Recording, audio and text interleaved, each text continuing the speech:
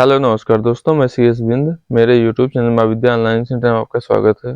तो आज की इस वीडियो में बात करेंगे दोस्तों, हम पीएम विश्वकर्मा योजना का आवेदन कैसे कर सकते हैं। तो पीएम विश्वकर्मा योजना में दोस्तों आपको 15,000 रुपये टूल किट के लिए दिए जाने हैं। उसका आवेदन हम कैसे कर सकते हैं, इस वीडियो में हम चलिए स्टार्ट करते हैं। तो आपको पीएम विश्वकर्मा योजना का आवेदन करने के लिए सबसे पहले किसी ब्राउजर को ओपन कर लेना है। किसी भी ब्राउजर को ओपन करने के बाद उसके सर्च वाले बॉक्स में चले जाना है और उसमें आपको सर्च कर लेना है pmvishwakarma.gov.in। इतना लिखकर आपको सर्च कर लेना है। जैसे आप इतना लिखकर सर्च करेंगे ऑप्शन कुछ ऐसा इंटरफेस आएगा।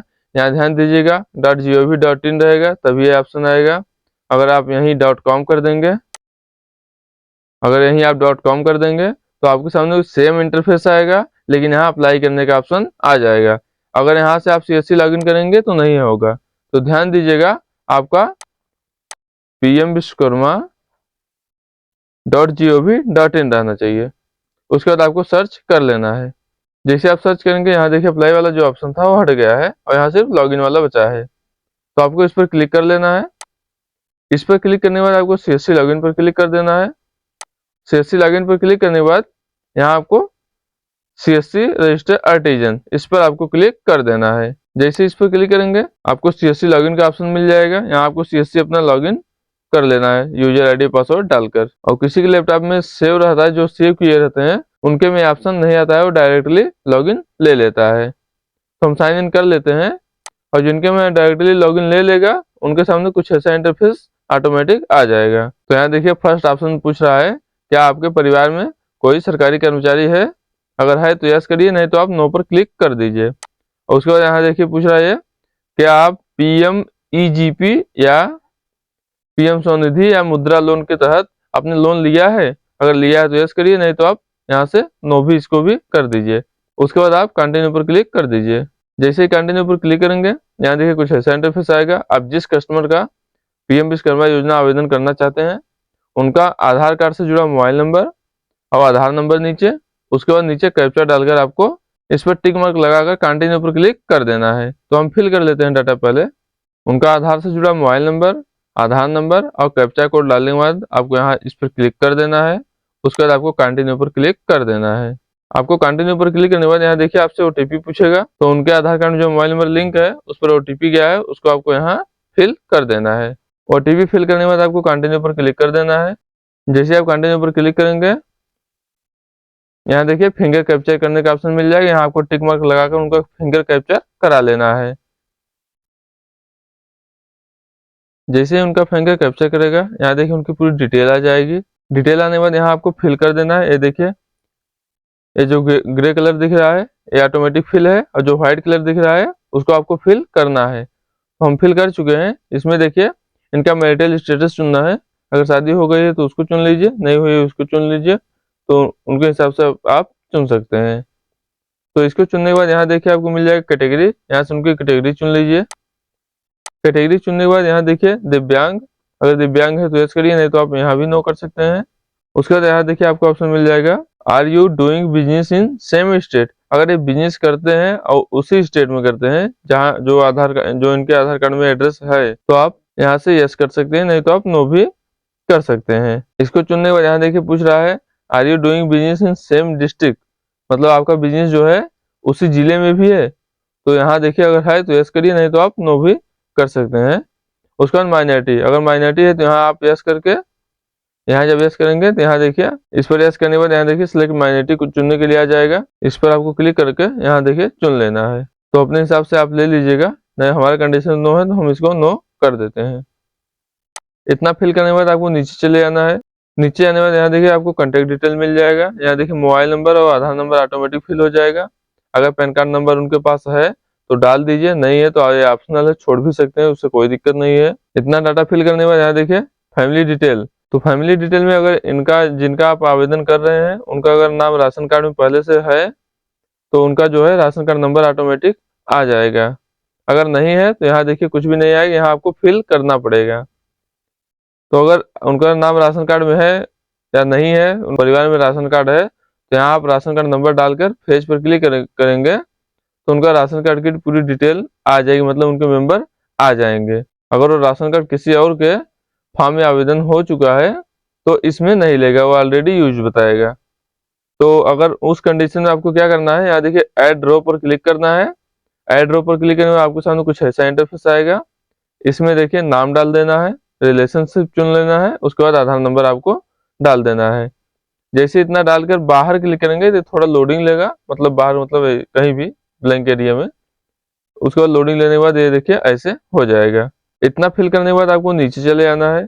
नीचे जाने के बाद यहाँ देखिए आपका आधार एड्रेस आ गया। इसमें आपके आधार कार्ड में जो पता है वो ऑटोमेटिक फिल होकर यहाँ आ गया है।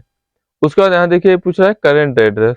तो करेंट एड्रेस अगर आपका सेम है तो यहाँ देखिए ऑप्शन दिया है सेम एज आधार एड्रेस। तो अगर सेम है तो आप सेम रखिए, नहीं तो आप अदर करके अपना करेंट एड्रेस यहाँ फिल कर सकते हैं नीचे। तो हमारे कंडीशन में सेम है तो हम इसको सेम ही रखते हैं। तो आपके कंडीशन अगर अलग है तो आप करेंट एड्रेस में एड्रेस फिल कर सकते हैं अपना। तो हम इसको सेम ही रहने देते हैं।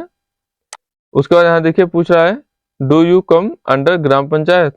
अगर आप ग्राम पंचायत के अंदर आते हैं तो यस करिए, नहीं तो आप नो भी कर सकते हैं, तो हम यस करते हैं।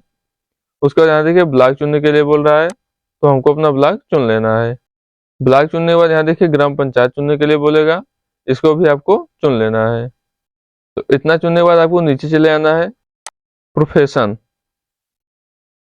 तो आपको प्रोफेशन में जाना है। इनका जो है ये कौन सा काम करते हैं, यहाँ आपको उनका जो है काम चुन लेना है। तो यहाँ देखिए ये राजमिस्त्री काम करते हैं, इस पर हमने क्लिक किया, इसको चुना। उसके बाद यहाँ देखिए सब ट्रेड में आपको राजमिस्त्री में बहुत सारे आते हैं ना, 4 ट्रेड है। जैसे मान ली ईंट पत्थर वाला, कंक्रीट वाला, प्लास्टर वाला या फिर टाइल्स वाले। तो फिर इसमें जिस एरिया में है ये हमको उसका चयन करना पड़ेगा, तो हम ईंट वाला ले लेंगे। उसके बाद यहाँ देखिए आपको इस चेक मार्क पर क्लिक कर देना है। चेक मार्क पर क्लिक करने के बाद अगर इनका बिजनेस है और आधार कार्ड के सेम एड्रेस पर है तो हमको इस पर क्लिक करके आगे बढ़ जाना है। यहाँ देखिए सेम एज आधार एड्रेस। अगर ये करेंट एड्रेस अपना दिए हैं तो यहाँ सेम एज करेंट एड्रेस भी कर सकते हैं या फिर अदर एड्रेस डाल सकते हैं जहाँ ये बिजनेस करते हैं। तो हमारा कंडीशन यही सेम रहेगा। उसके बाद हम नेक्स्ट पर क्लिक कर देते हैं। नेक्स्ट पर क्लिक करने के बाद यहाँ देखिए थोड़ा लोडिंग लेगा। उसके बाद यहाँ देखिए सेविंग बैंक डिटेल ये पूछ रहा है, तो आपको बैंक नेम में इनके बैंक का नाम चुन लेना है। आईएफएससी कोड में आपको आईएफएससी कोड डाल देना है। जैसे आप आईएफएससी कोड डालकर यहाँ देखिए सर्च बॉक्स रहेगा, इस पर क्लिक करेंगे ना तो यहाँ देखिए रेड कलर के नीचे लिख कर आ जाएगा। उसके बाद आप यहाँ नेम ऑफ ब्रांच चुन सकते हैं। तो यहाँ देखिए आपका ब्रांच आ जाएगा। जैसे आप आईएफएससी कोड डाल के सर्च करेंगे आपको ब्रांच चुन लेना है। उसके बाद आपको यहाँ देखिए अकाउंट नंबर डाल देना है, दोनों में अकाउंट नंबर और कंफर्म अकाउंट नंबर आपको खाता संख्या दोनों में सेम डाल देना है। उसके बाद आपको नीचे चले आना है। नीचे आने बाद यहाँ देखिए मिल जाता है आपको क्रेडिट सपोर्ट। तो इसमें अगर आपको लोन की रिक्वायरमेंट है तो आप लोन के लिए भी यहाँ फिल कर सकते हैं। तो इनका हमने 1 लाख डाला है। उसके बाद अगर आपको नहीं चाहिए तो आप नो भी कर सकते हैं। उसके बाद आपको नीचे चले आना है। यहाँ देखिए दिया है select preferred bank to take loan, मतलब आप किस बैंक में लेना चाहते हैं। तो सेम है सेविंग अकाउंट, तो आपको इस पर टिक मार्क लगा देना है। उसके बाद आपको नीचे चले आना है। यहाँ पूछ रहा है लोन पर्पज, किस लिए आप लोन लेना चाहते हैं। तो आपको अपने हिसाब से चुन लेना है, यहाँ परचेज या फिर इक्विपमेंट या फिर वर्किंग कैपिटल, आपको जो चाहिए जिस हिसाब से जिसके लिए, तो आपको यहाँ टिक मार्क लगा देना है। टिक मार्क लगाने के बाद आपको नीचे चले आना है। अगर आपका पहले से कोई लोन चल रहा है उसकी डिटेल आपको यहाँ फिल कर देना है, किस कंपनी के द्वारा चल रहा है। यहाँ देखिए आउटस्टैंडिंग कितना मतलब आपको बचा हुआ है, और यहाँ देखिए मंथली ईएमआई कितना है आपका, और टोटल मंथली इनकम आपकी कितनी है, इसको आपको फिल कर देना है। अगर आपका लोन चल रहा है तो, नहीं तो आपको छोड़ देना है इसी। उसके बाद यहाँ देखिए डिजिटल इंसेंटिव डिटेल। अगर आप यूपीआई यूज करते हैं तो आपको यहाँ फिल कर देना है आर यू डिजिटल एक्टिव। यहाँ देखिए यस करके यहाँ आपको अपना यूपीआई आईडी डाल देना है। उसके बाद आपको यहाँ यूपीआई नंबर आपको फिल कर देना है। अगर आपको यहाँ नो करना है तो आप नो भी कर सकते हैं। अगर आपको नो करना है तो आप इसमें भी नो कर सकते हैं, उससे कोई दिक्कत नहीं है। उसके बाद आपको नेक्स्ट पे क्लिक कर देना है। जैसे आप नेक्स्ट पे क्लिक करेंगे आपको कुछ ऐसा इंटरफेस आएगा। यहाँ देखिए पूरी डिटेल दे दिया है, you are eligible for skill training for below training programme. यहाँ देखिए बेसिक में 5 दिन का रहेगा, एडवांस में 15 दिन की ट्रेनिंग आपकी रहेगी। उसके बाद आपको नीचे चले आना है। यहाँ देखिए टूल किट के लिए आपको एक बार 15,000 रुपये मिलेगा। अगर आपका जो है स्किल ट्रेनिंग सर्टिफाइड हो जाता है तो। उसके बाद आपको नीचे यहाँ देखिए मार्केटिंग सपोर्ट में आपको कुछ हेल्प लेना है, उस पर आपको टिक मार्क लगा देना है, नहीं तो आपको नेक्स्ट पर क्लिक कर देना है। ऐसे ही नेक्स्ट पर क्लिक करने के बाद यहाँ देखिए डिक्लेरेशन है, इस पर आपको चेक मार्क लगा देना है और चेक मार्क लगाने के बाद यहाँ आपको सबमिट पर क्लिक कर देना है।